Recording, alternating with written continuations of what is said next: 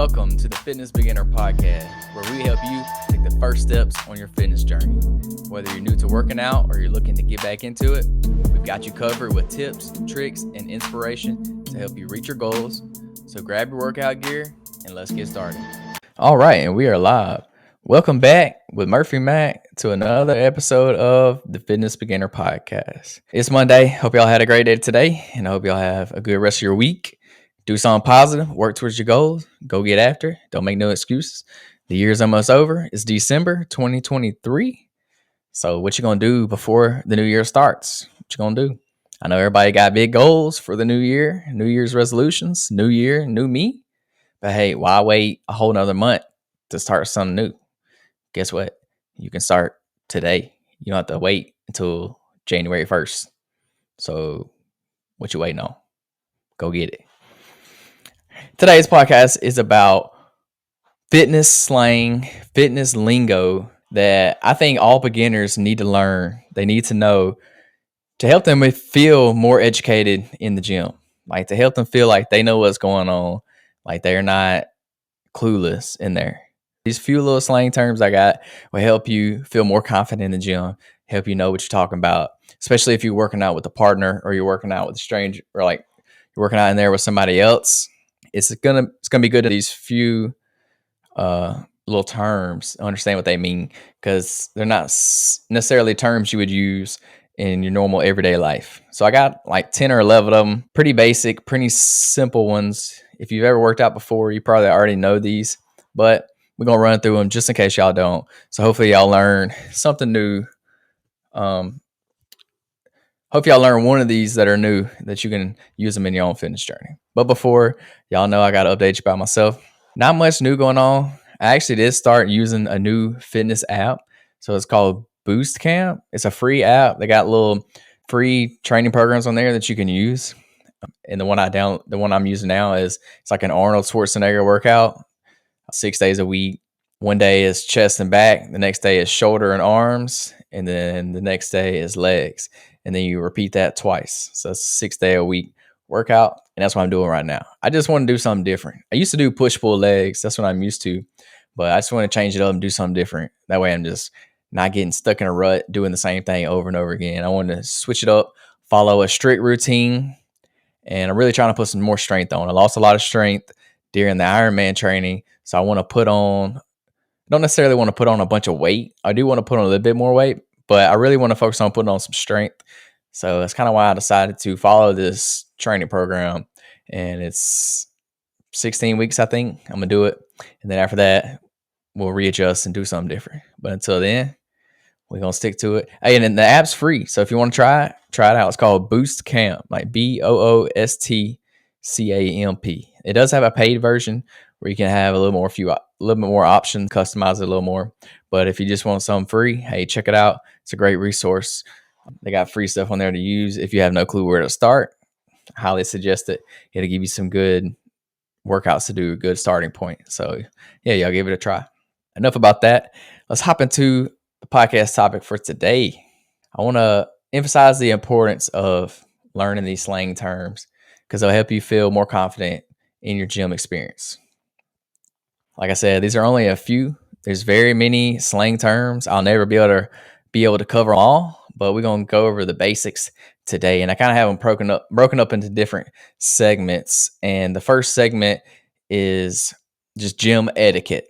These are the gym etiquette segment. And first and foremost, the first one we got is spotting. So what does spotting mean? Spotter will spot someone else. What does this mean?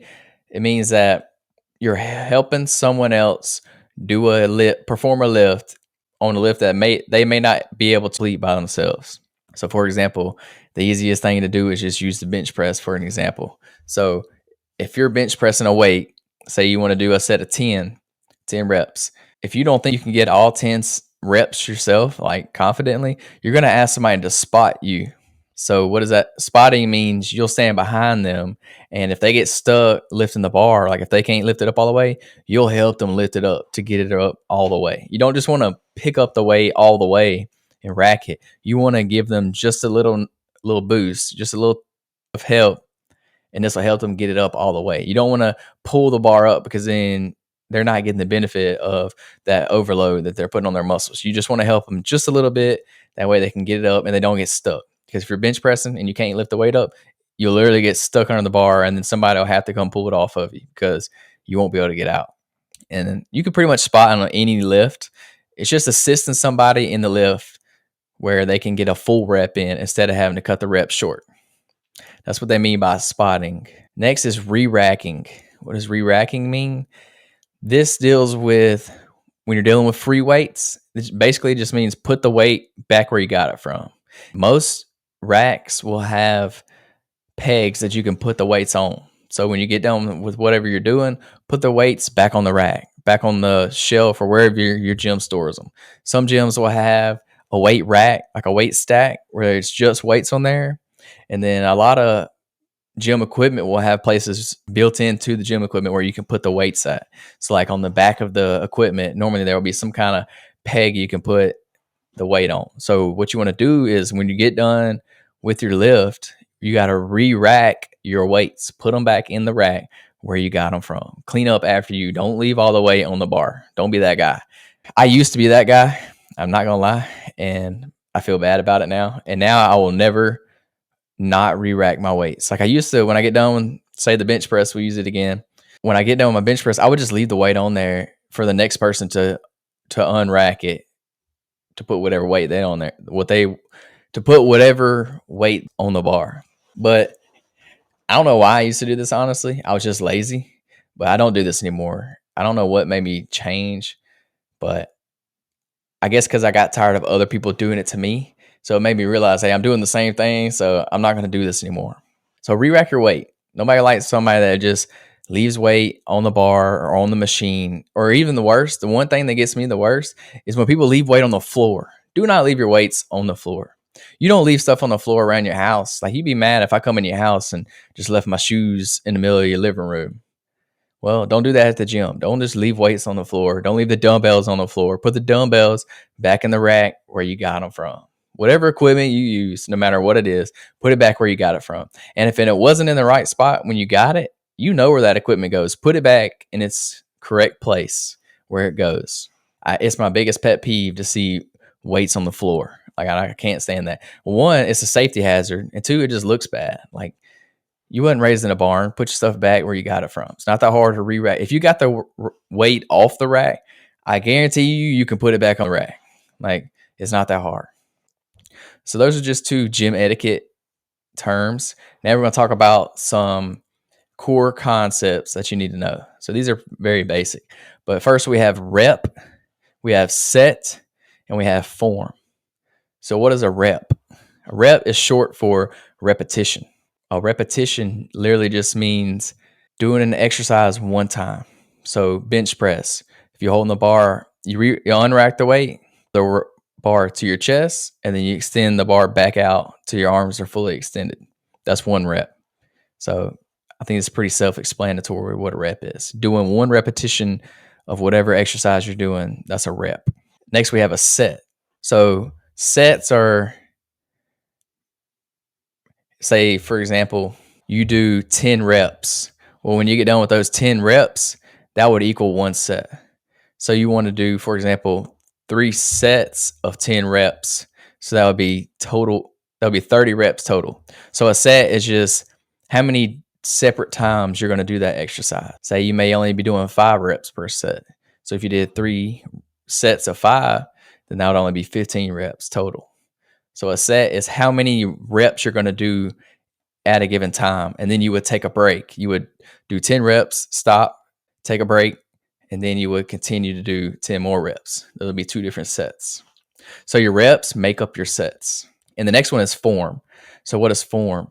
It is performing the lift correctly, doing it with the right technique. So you can kind of use form and technique interchangeably. It's literally how you do the lift the correct way.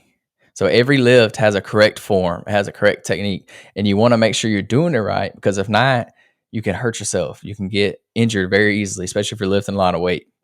So especially when you're a beginner, you really want to focus on perfecting your form, especially during squats, deadlifts, bench press, these are all things you can easily hurt on. So you need to make sure your form is correct. Make sure you're performing the exercise correctly, the way it was made to be performed. Don't do no ego lifting or anything, because that's gonna get you injured.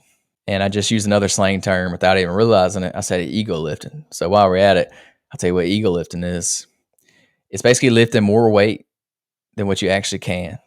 So when you're lifting weights, you only want to do enough weight to where you can perform the exercise correctly without your form ever breaking. Without doing it, you want to be able to do it with the correct form. If you can't do the lift with the correct form, then you're using too much weight. So ego lifting is when you're doing it incorrectly because you got too much weight on there. You're trying to either show off, or you're trying to prove to somebody that you're strong, or you just think you can lift more than what you actually can. That's called ego lifting. You don't want to do that because that's going to lead to injury. The next segment, we have power phrases. So maxing out. What does maxing out mean? It means reaching your maximum lifting capacity.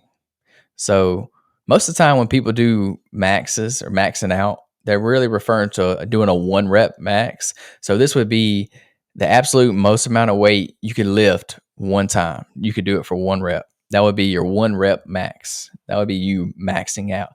But it don't have to be 1 rep. You could do a max of 5 reps, 10 reps, whatever you want to do. But most of the time when people talk about maxing out, they mean they're going to do 1 rep. So how much weight could I one time? How much weight could I bench press one time? That would mean I'm maxing out. So like if anybody ever says, yeah, I'm going to the gym today and I'm gonna max out on the bench press, they mean they're gonna go put as much weight on the bar as possible and lift it one time. That's what they mean. Next one is superset. So what is a superset? It's when you do 2 exercises back to back with no rest or minimal rest. So for example, you could do a bicep curl and then superset that with tricep dips. And this will kind of give you it kind of increase the intensity of your workout. It'll also bring in a little cardio effect too, because you're not giving your body rest. You're going from one exercise to the other. Most of the time, people will do supersets of 2 opposite muscle groups. So muscle groups that work together, or in this case, I use a bicep and a tricep.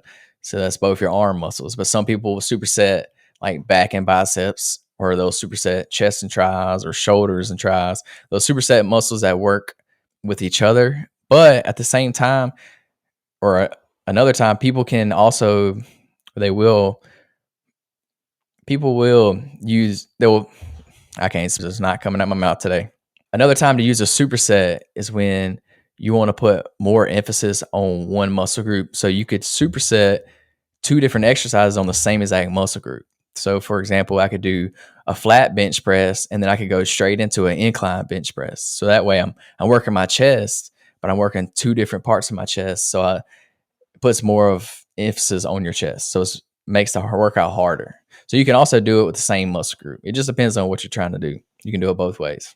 The next segment is cardio. So cardio term, the first one I have is HIIT. So HIIT is spelled HIIT.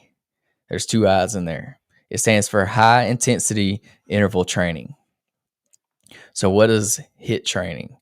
It is breaking up high intensity workouts in different time segments. So what you'll do is, say for example, for 1 minute, you'll go super hard on one exercise as hard as you can, and then you'll take a break. And then you'll go right back into another exercise super hard, and then you'll take a break.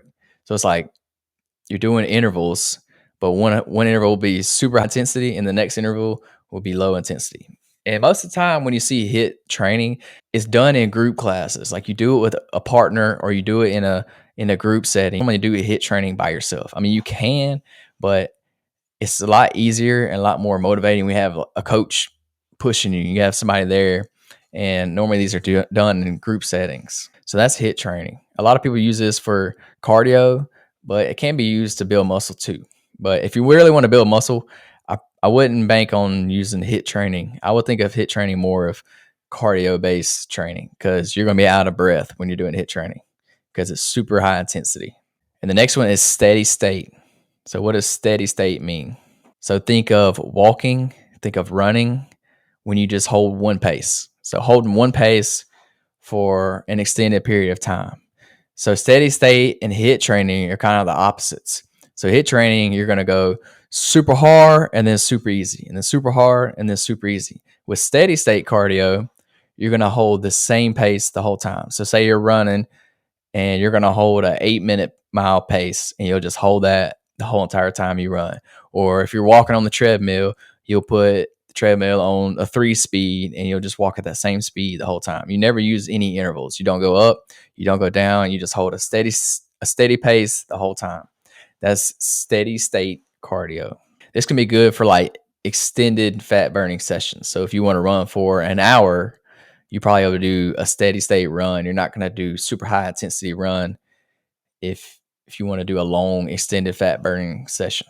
The next segment, this deals with recovery. So what we have is a cool down. So what is a cool down? It's pretty self-explanatory, but it's just making sure that you cool your body down after you work out. So this could look like maybe going for a walk after your workout to bring your heart rate down. It could be stretching after your workout. So you want to gradually reduce your heart rate after your workout, because when you work out, you're going to get your heart rate up. So you want to bring it back down slowly instead of just completely stopping. This will help with muscle soreness. It'll help prevent that soreness. So at the same time with cool down, you also have a warm up. So a warm up is the opposite of a cool down.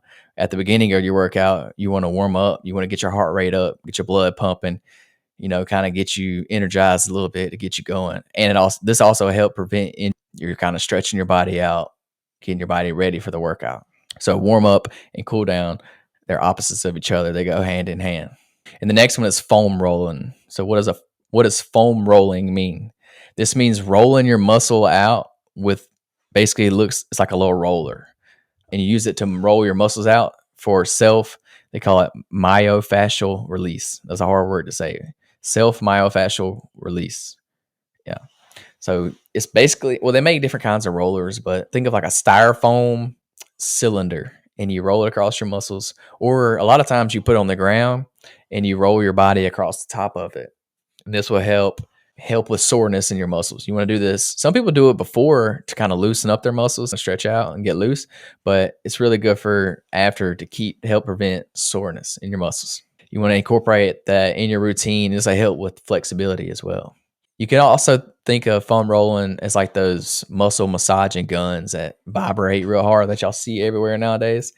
That's kind of the same idea as foam rolling. It just works a little differently. So there you have it. That's a few beginner fitness slang, fitness lingo terms that I think you need to know when you're going into the gym. This will help you kind of understand what people are talking about when you're in the gym. And it'll help you feel more educated, which in turn will make you feel more encouraged, more motivated to actually work out, because you actually know what you're talking about and you know what's going on in the gym. You don't want to be talking in the gym to somebody and they start saying all these weird phrases and you're like, I have no clue what that means, but you don't want to say nothing and you don't want to ask them because you don't want to feel stupid. But that's why I'm telling you the podcast today. So with that being said, the terms were warm up, cool down, spotting, re-racking. So spotting is when you're helping somebody perform a lift. Re-racking is putting your weights back where you got them. Rep, that's one repetition. Set, that is repetitions. How many times you're going to do the repetitions before you take a break, before you take a rest. That's a set. Form, it's just proper technique. Maxing out, how many times you can do the most amount of weight for one rep. Superset, doing 2 exercises back to back with no rest or minimal rest. Hit cardio, high intensity interval training. So super hard training and then super easy training. Super hard training, back and forth. Steady state, it's just holding one steady pace during the whole cardio session. We already talked about cool down. Foam rolling, it's just myofascial release for your muscles, rolling your muscles out to help prevent soreness. So that's the few that I think will get you started and give you a good starting point in the gym. So learn these, and they should help you feel a little more confident and feel like you actually know what you're talking about in the gym. So I encourage you, get to the gym this week, talk to somebody. That way, hey, you can tell and learn. You can use the new lingo so you feel a part of the culture. But they don't just stop here. There's many more fitness slang terms. So keep learning them. Keep going to the gym, and you'll learn them as you go. Don't feel bad if you don't understand what somebody's talking about or you don't know what term they use. Hey, just ask them. They're not going to make you feel stupid because you didn't know what a certain term was. Thank y'all so much for listening today. If you listen to Apple or Spotify, please leave me a review, subscribe to the podcast, drop me a 5 stars if you can. I'd appreciate it. If you listen to the video version or tuning in live, thanks for tuning in. Appreciate it. Follow the YouTube channel at the Fitness Beginner Podcast. I post all the live streams on the YouTube channel, so you can go back and rewatch any episode whenever you want to. They're all on there. Follow me on all my socials. Murphy McFit or Murphy McCammon, pretty much on all the social medias. Appreciate y'all tuning in. Come back next week for another episode of the Fitness Beginner Podcast. Peace, love, protein. We out. Thanks for tuning in to the Fitness Beginner Podcast. We hope you found today's episode helpful and inspiring. Remember to always start small, set realistic goals, and most importantly, have fun. Don't forget to tune in next week for more tips and advice on how to kickstart your fitness journey. Until then, stay active and stay healthy.